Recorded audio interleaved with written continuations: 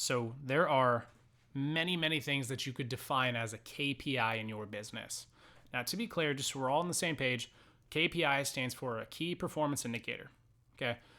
There's a lot of reasons why they're important, but we're going to stay surface level here because we're not in the middle of, business class here and, your final year of college. This is more so how does it impact your current business as a financial advisor? So, KPIs, the goal of having them in general is just to improve the organizational health.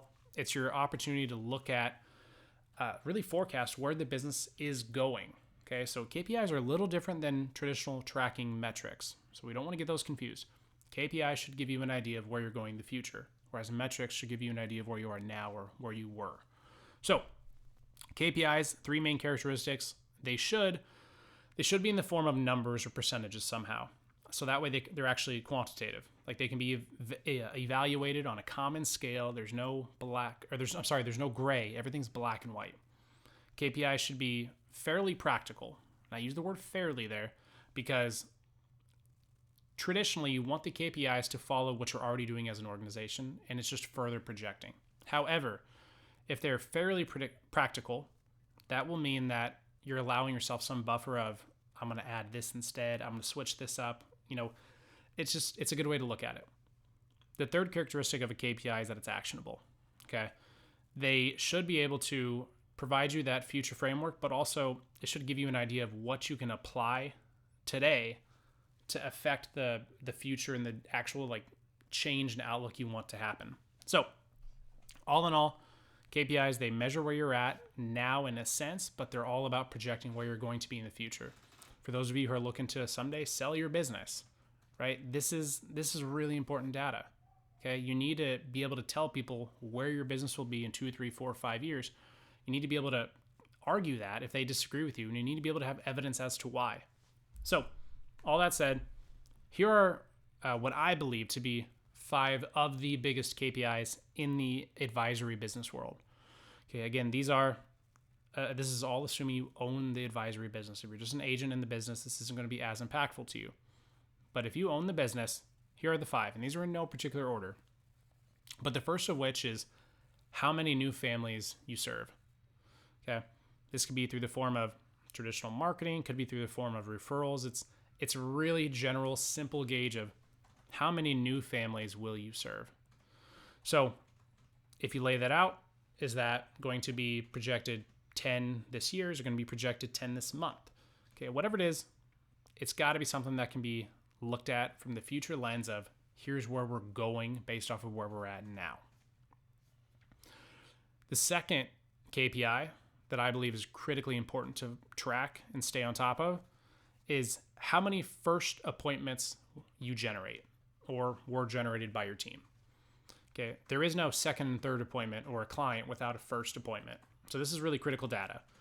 That first appointment, if you have 20 first appointments every single week, you and your team call it, then we can look at that and say, here's our average. Over time, we can anticipate that average to go up to 25 to 30 new appointments.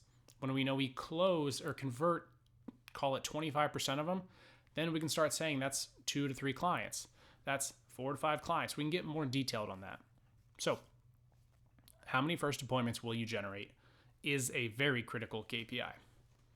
A third one is how many referrals will you systematically generate through your referral processes? So that was a long one, so I'm going to break that down. How many referrals will you systematically generate because of your referral processes? Okay, referrals themselves, they can come and go as they please. Sometimes they're really unpredictable, and sometimes that's the best kind when they just show up on the doorstep. But true business owners, in my opinion, especially in the financial advisory world, they understand that they cannot rely on random referrals to grow their business or even to sustain it. They have no power in the business if that's the case.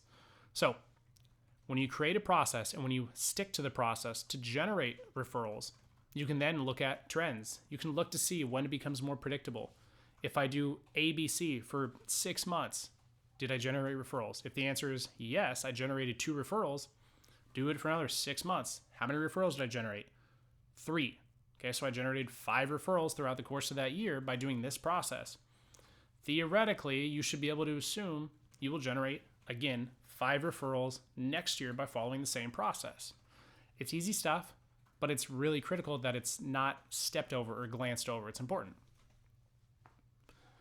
The fourth KPI that I believe is incredibly important to follow in your business is by what percentage, this is the percentage, not the number, by what percentage will you increase your conversion rate?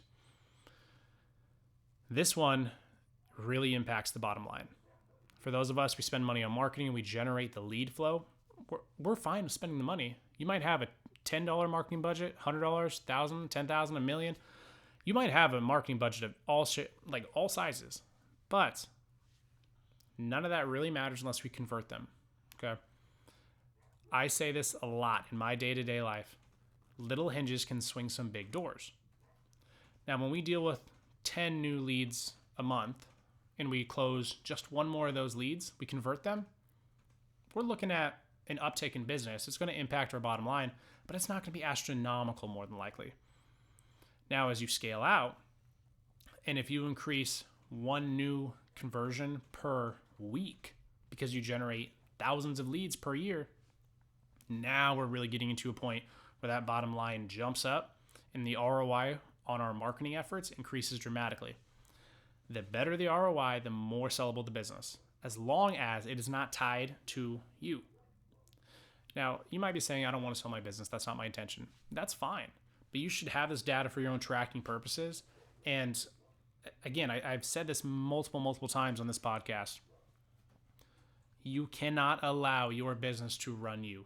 And if you do not know your numbers and you do not track things and forecast things on an actual, legitimate level, not just, I think I know what I'm going to do, you then hold the power. And at the end of the day, you don't create a business just so it can own you. So, lastly, the fifth KPI that I think is incredibly important to follow and track in your business. How many clients did you lose? Or as commonly referred to as is retention. You might be losing 3, 4, 5 clients a year. Maybe that stings, but if you're bringing in 16, 17, 18 new clients every year, then we have a gauge, okay? We have a benchmark, we have a gauge. We can start to track the value of each client. Our average client, $100,000 of revenue. Obviously, when they leave, we lose $100,000 of revenue. However, we know we're bringing in that example, a surplus of $700,000, $800,000, and $900,000. So it's not as big of a deal to the bottom line anyways. But if we don't know how many clients we're actually losing on average, and we're just going through the motions of bringing in new clients, it can become really easy to not realize that you've got a hole in your pocket and you're just dripping clients. And the last thing we want is to look at a business, and granted, hopefully this will never happen in the advisory world. It happens in a lot of other worlds, a lot of other business sectors. You are bringing in almost the exact same amount of clients as you're losing on a systematic basis. This is that overpromise and underdeliver mentality. This is that transactional sales process that we don't want to do as financial advisors, right? We're in relationship sales. We're selling the promise of a better future. So when you can really dig in and look at how many clients you're losing currently, you can then project it and forecast it out and then leverage that as an indicator. So to recap, five of the biggest KPIs in the advisory business world, in my opinion: how many new families you're going to serve, how many first appointments you're actually generating, how many referrals you're going to systematically generate through your processes that are built out, how many clients are you losing, and then by what percentage will you increase your conversion rate.